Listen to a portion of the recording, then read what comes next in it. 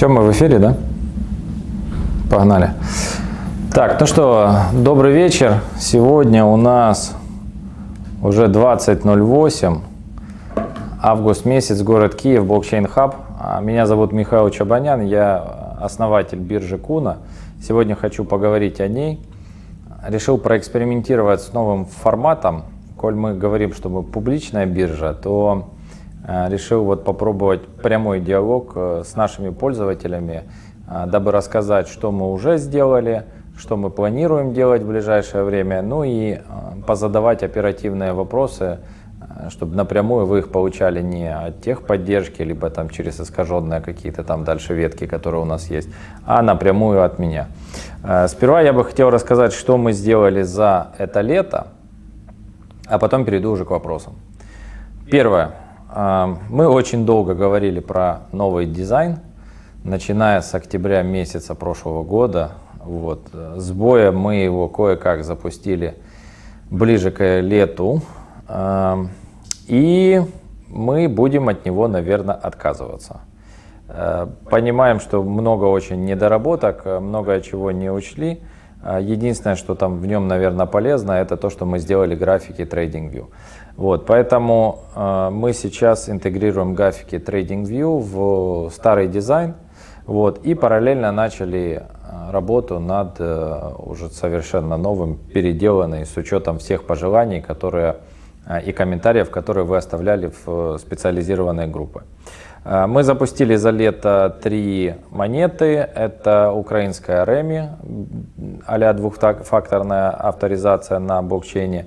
Мы запустили NEM, он же XM, и запустили Carbo, который я обещал запустить в прошлом году, но в связи с тем, что у нас очень длинный пайплайн был поработан, то мы постоянно затягивали, но тем не менее, все, мы его запустили.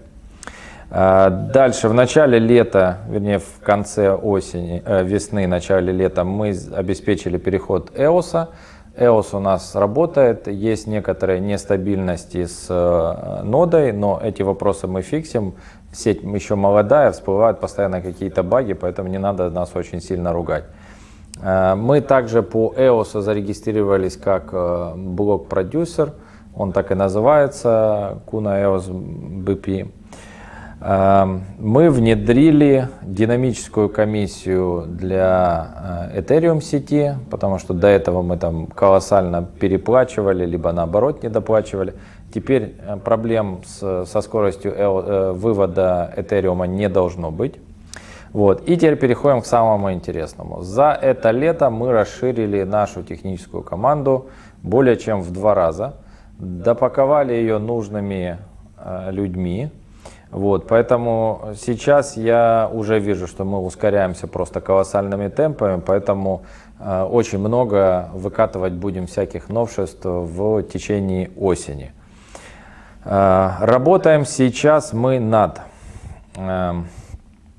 мы прикручиваем, пока не буду называть название этой компании, но мы работаем совместно с украинским стартапом в области финтеха с целью интеграции всевозможных фиатных шлюзов через единое API к бирже. Что это даст? Это даст нам возможность очень быстро подключать новые фиатные пары. У нас уже там есть 2 партнера, которые готовы уже давно подключиться. Первый это Kiwi рубль, и второй это платежная система, которая там проинтегрирована в обменки по Украине. Как только мы закончим техническое решение, то сразу же эти 2 ввода-вывода появятся у нас на бирже. Дальше мы работаем над оптимизацией API. У нас есть очень много незадокументированных API колов и так далее. Сейчас мы их документируем, и что самое важное, опять-таки эта новая команда приступит к разработке 3-й версии уже API, которая будет больше похожа на мировых лидеров. Тот же Bitfinex мы смотрим на Stamp, мы смотрим на Binance, какие у них там реализованы все возможности на API, мы их будем копировать и стараться по максимуму, чтобы они были унифицированы, для того, чтобы ускорить для разработчиков, для интеграторов доступ к нашей бирже по API. За лето мы запустили сервис «Меняло-променяло». Это сервис, который вы можете купить за токен KUN. Он вам дает сниженную комиссию на торги на нашей бирже. Летом мы финализировали уже регистрацию блокчейн-ассоциации Украины. Вы, возможно, слышали про то, что сейчас пишется закон по криптовалютам для Украины. Вот блокчейн-ассоциация занимается непосредственно этим. Куна, естественно, является одним из соучредителей ассоциации. Сейчас мы в течение осени начнем активно уже привлекать комьюнити, так как там юридические все нюансы мы закрыли. Что касается закона, очень много негатива относительно закона, то, что мы, ну вернее не мы, а большинство авторов этого закона предлагают 5% брать с оборота как налог. Ну, 5% это много или мало? Если брать так в лоб, как мы привыкли, то, конечно, если ты арбитражишь, то 5% это очень много. Если ты хочешь легализовать свои доходы, то 5% это мало. Поэтому вот здесь нужно искать баланс, как правильно сделать, чтобы арбитражники не ущемлялись и не побоюсь этого слова, попадали на 5%.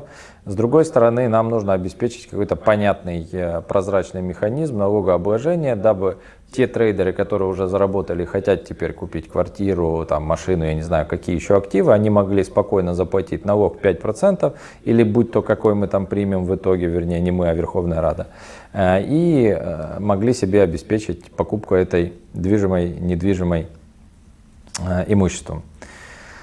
Что касается 5%, значит, единственная причина, почему мы сейчас не платим никакие налоги с криптовалют, это то, что у налоговой не доходят руки. Если вы возьмете налоговый кодекс Украины и посмотрите, что там написано, то вы найдете для себя много новых ужасов.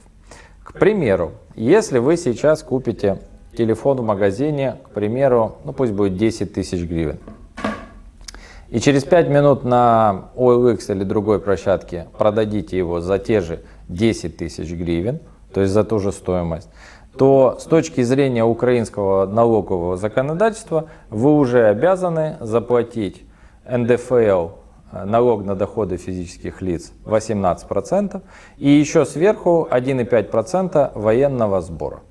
То, что вы не платите эти доходы, еще раз, налоги, это единственная причина, то, что у налоговой просто не доходят руки. Это единственная причина. Это не потому, что нет такого закона. Закон есть, просто нам везет, налоговая еще этим не занялась, дай бог не займется. Другой сценарий. Вы отправляете другу 1000 гривен на его карточку, обычным карту-карт переводом, внутри привата, неважно. Эти 1000 гривен с точки зрения налогового кодекса точно так же облагаются 18% плюс 1,5% военный сбор. То есть 19,5% от любых поступлений на ваш счет физического лица вы обязаны платить государству. Вот. Если сравнивать эту цифру с 5%, то в принципе это очень круто. Другое дело то, что как быть с арбитражниками, нужно смотреть. По поводу налогового закона я еще запишу отдельное видео, и мы там в деталях все эти вещи разберем, плюс я ссылки сразу дам на все законы, на подзаконные акты и так далее. Возможно, вы следили на моей личной Facebook странице, где-то недели 1,5-2 назад я там делал видео про то, что мою личную банковскую карту заблокировали банки, вот, и начались там тягомотины. Сейчас не об этом. Значит, это личная моя карта. Никак на работу биржи это не влияет. Много задавали вопросы, что же теперь будет с вашими деньгами. Ничего не будет, потому что все средства биржи, они хранятся на счетах финансовой компании, которые лежат в украинских банках, и никакого личного отношения Михаил Чубанян к ним не имеет. Вот, поэтому блокируют, не блокируют мои личные счета, сбережения средств никак на этом не отражаются.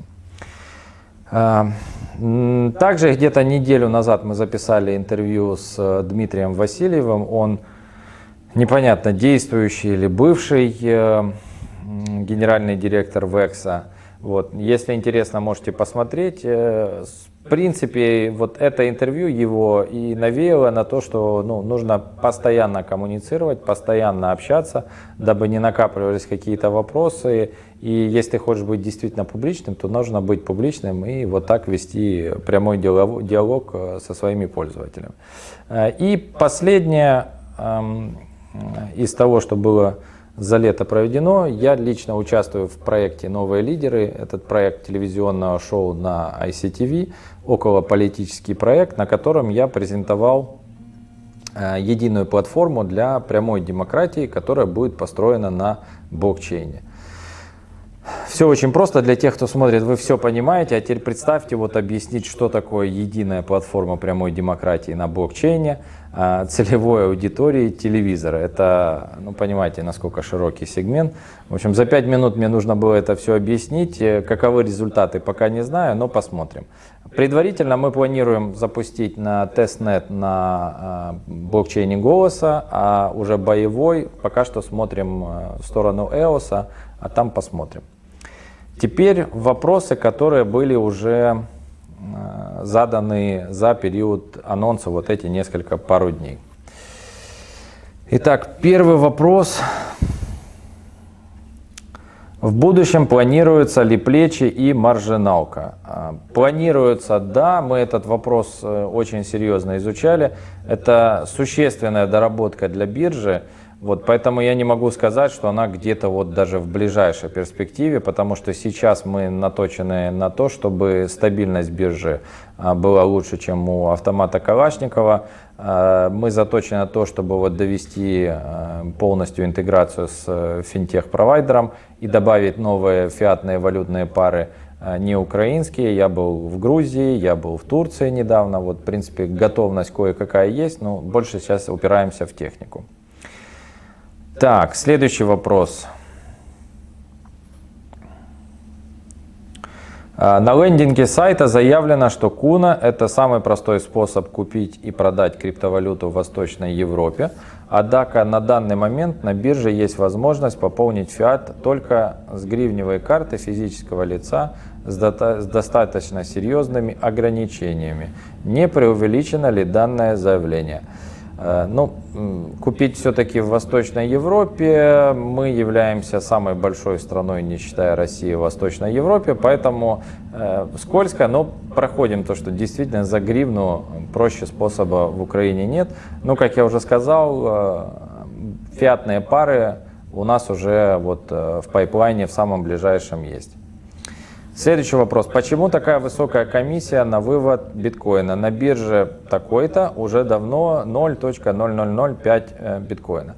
Да, я знаю эту проблематику. Связано с тем, что мы пока не внедрили Segwit, это раз. Второе, то, что мы относимся очень серьезно к безопасности ваших сбережений на бирже, и поэтому мы стараемся практически ничего не хранить на горячих кошельках. Поэтому, если вы посмотрите, как только вы депонируете криптовалюту, в частности с биткоином, так как это самая большая процент и торгов, и вообще объема на бирже, то мы эти сразу же биткоины отправляем сперва на транзитный счет, который используется для выплат, а потом отправляем на холодный, все, что там больше определенного процента. Вот, поэтому, если мы опустим до вот этих 0,05, то тогда мы будем просто на комиссиях сжигать все доходы биржи, и, соответственно, для нас это экономически невыгодно. Но, опять-таки, повторюсь, как только мы внедрим Segwit, то все эти вещи сразу мы реализуем и понизим комиссию на вывод. У Куны скудная API, 3 знака восклицания. Когда ожидать расширения функционала? Почему так много недокументированных методов? Что сказать, я уже, в принципе, ответил. Просто не хватало технических специалистов. Сейчас они уже есть. Сейчас мы уже работаем над 3-й версией. Мы ее будем делать, сразу документировать, и новая документация выйдет с новым релизом API. Планируется ли верификация на бирже?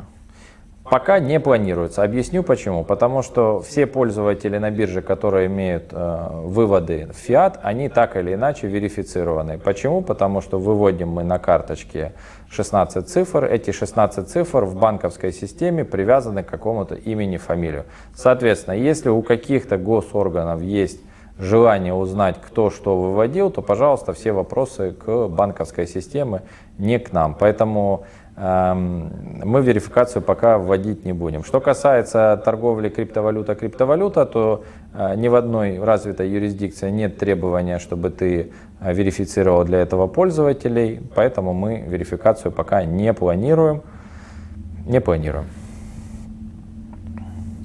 Давно не слышал про токен Kun. Вы на него, в общем, забыли про него. Нет, не забыли. У меня здесь вот даже есть прекрасная доска, жалко вы ее не видите, на нем есть большими буквами токен Kun. У нас планы как были, так и остаются. Мы делаем из него полноценный utility токен. Опять-таки новая команда, у них уже есть задача проинтегрировать этот токен в максимальное количество сервисов. Аналогично, как мы видим на Binance, на KuCoin и других биржах, этот токен можно будет использовать для оплаты, допустим, там, торговой комиссии, либо оплаты там, выводов, для листинга и прочих средств. Сейчас у нас используется оно только в двух случаях. Это если вы хотите залистить новый токен, и второе, если вы хотите купить тарифный пакет меняла-променяла. Вот. Естественно, у нас интерес в этом токене как был, так и остается, поэтому дальше будем его развивать. В скором времени мы проведем эксперимент, как залистить вообще токен какой-либо на CoinMarketCap, и мы это продемонстрируем на своей бирже. Почему такие высокие комиссии на торги и на вывод? Хороший вопрос. А с чего вы взяли, что они высокие? Ну, на торги 0,25 согласен. Это базовая комиссия. Если ее сравнивать там с какими-то другими площадками, возможно, она выше, либо такая же. Но опять-таки для тех, кто торгует много, есть тарифный план меняла-променяла, который, если вы посмотрите, очень выгоден сейчас с сегодняшним курсом. Поэтому хотите ниже комиссию, не обязательно крутить какие-то обороты, можете купить просто тарифный план. Что касается комиссии на вывод, ну тут вопросы не ко мне, а к банковской системе. Комиссия на вывод у нас и так самая маленькая по всем гривневым биржам. И во-вторых, у нас есть система Geo, вывод через которую равняется 0%. Поэтому хотите бесплатно, выводите через Geo. Ну, либо нужно будет купить свой собственный банк. Не планируем пока. Когда будет мобильное приложение? Мобильное приложение уже в разработке, уже с новым дизайном, уже новая команда над ним работает. Пока что самую большую задержку мы видим не в технической реализации, а в App Store. Вот, с Apple очень все сложно, мы этот процесс уже начали, будем смотреть.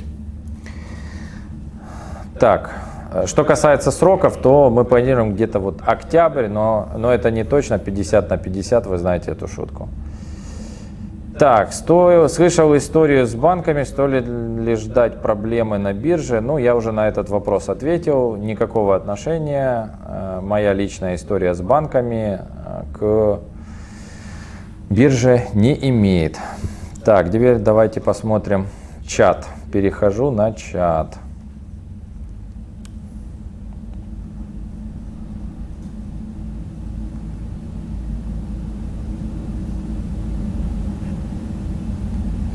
Так, планируете что-то решать с хвостами? После покупки и вывода крипты на Куна в кабинете у меня осталось те самые хвосты, это копейки, но сам факт. Не готов ответить, изучим, что делают наши другие партнеры биржи, и вам отвечу. Ребят, запишите, пожалуйста, нам в Trello. Графики супер, спасибо. Что с монеткой Kun уже ответил. Так, следующие графики не очень. Будет TradingView полностью везде.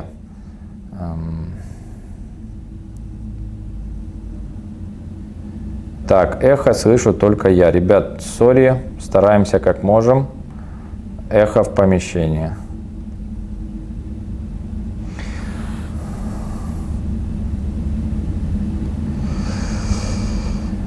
Так, налоги не проблема. Вот какие гарантии от государства от рисков закрытия кидалова со стороны обменников и так далее.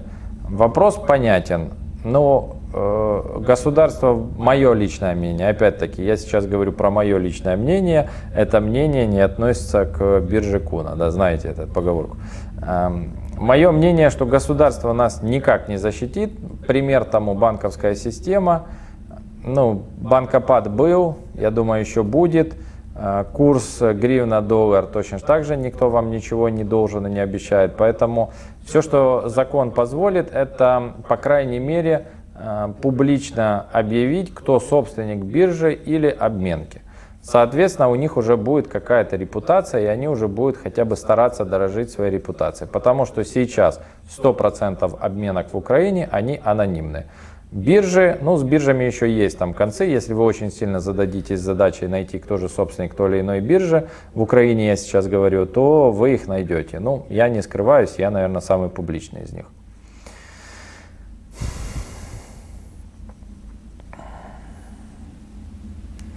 Так, дальше.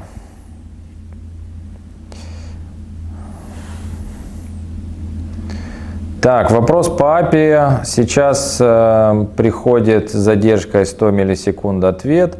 Когда ждать покращения? Осенью ждать покращения. Знаем об этой проблеме.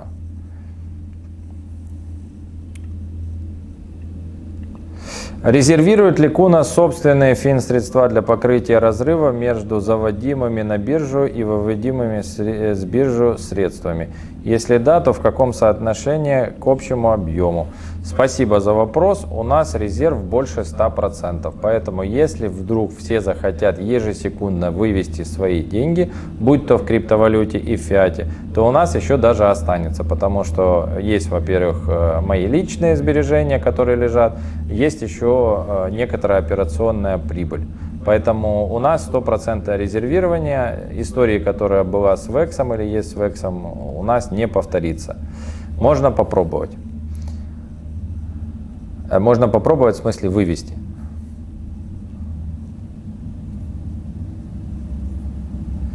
Так, вот, к примеру, я хочу запустить в Украине свою биржу, но на бирже будет фиат, а именно ГРН.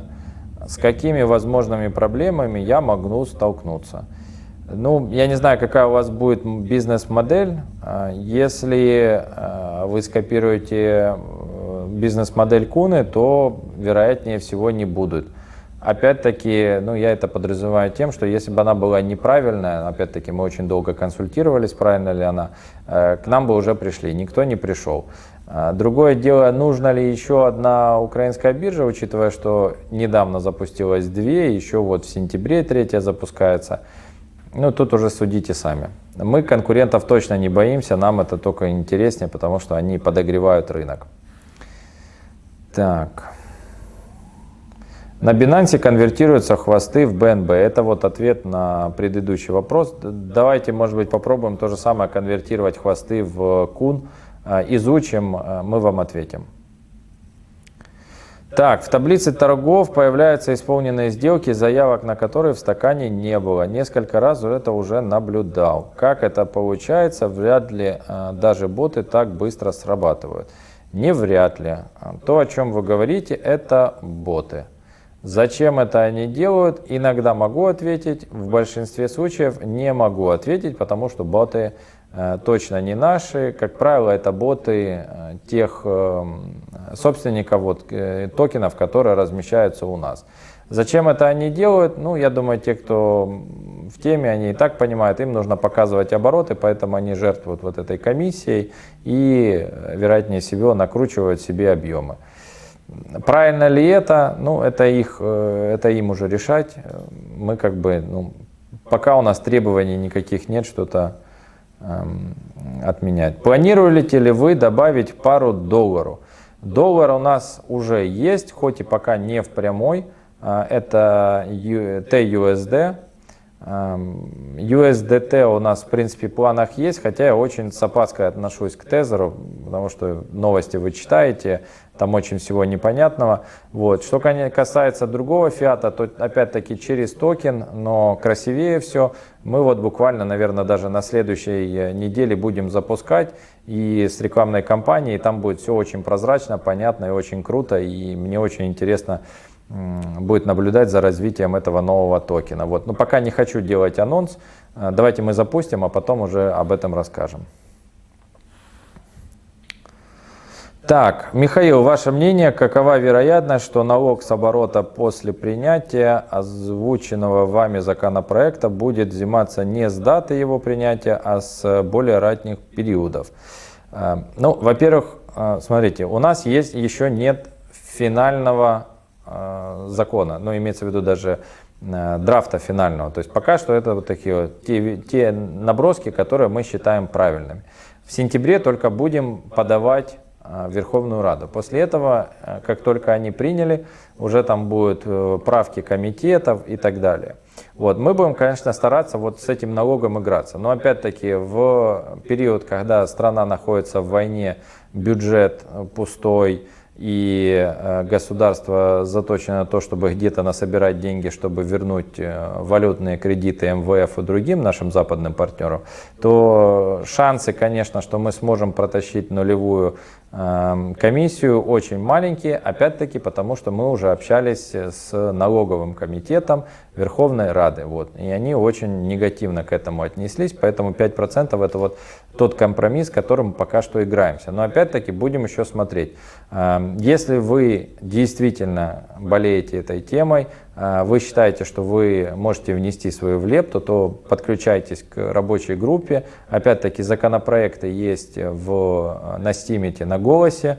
Мы постоянно выкидываем какие-то анонсы и редакции на Google Drive, где вы можете оставлять комментарии. Поэтому, если есть какие-то свежие идеи, это будет супер, добавляйте.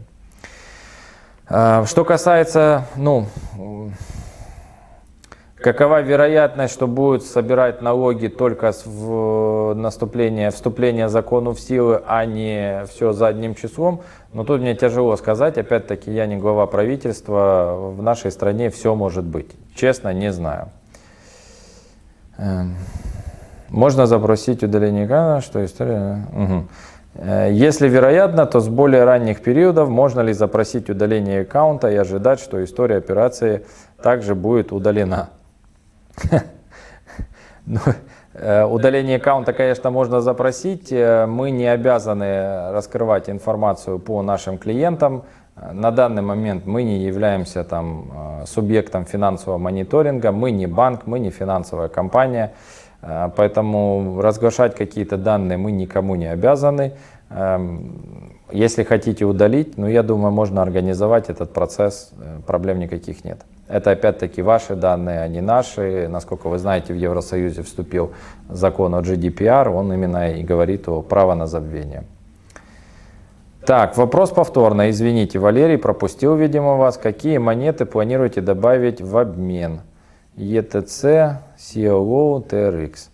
На данный момент у нас готов один токен, хочет залиститься, он уже готов технически, будем его скоро запускать. И вот я уже сказал, один стейблкоин. Это то, что в ближайшей перспективе.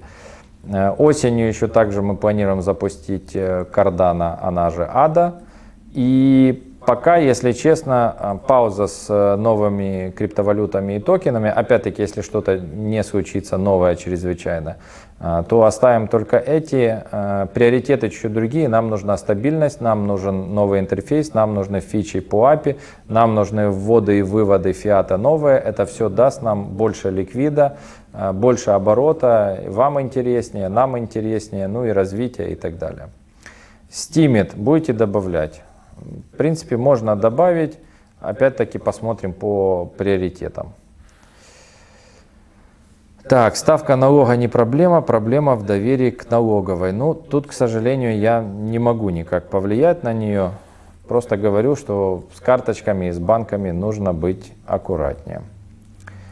Почему нет прямой продажи голоса за гривну? У нас была такая пара. Сейчас мы оставили только ГБГ, потому что видим, что просто есть больше спроса на ГБГ гривни, нежели чем голос гривни. Хотя изначально такая пара у нас была.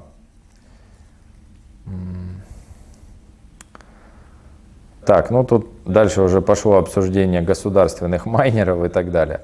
Ну, я так понимаю, вопросов больше нет. Я смотрю, что было достаточно все так активно. Попробуем провести аналогичное мероприятие на следующей неделе. Поэтому пишите вопросы, можно писать в суппорт, можно писать в наши телеграм-каналы официальный, во флудилку, можно писать... Куда еще можно у нас писать? Ребят, куда мы еще пишем? В соцсетях можете там тег... Какой у нас тег, ребят? Куна ТВ? Да, Куна ТВ, хэштег на английском. Пишите туда, в любых соцсетях, Twitter, Facebook, все, да. Будем отвечать на эти вопросы. Давайте посмотрим последние. Уже саппорт спрашивали, ПАМ-счета планируете вводить? Пока нет, опять-таки объяснил, что сейчас у нас в приоритете. Все базы трейдеров сразу будут проданы. Точно не с нашей биржи, поверьте. Это моя репутация, я ее продавать не собираюсь. Ну все, спасибо тогда, ребят. Был с вами Михаил Чобанян. За 30 минут мы с вами справились. До следующей недели. Спасибо. Ну что?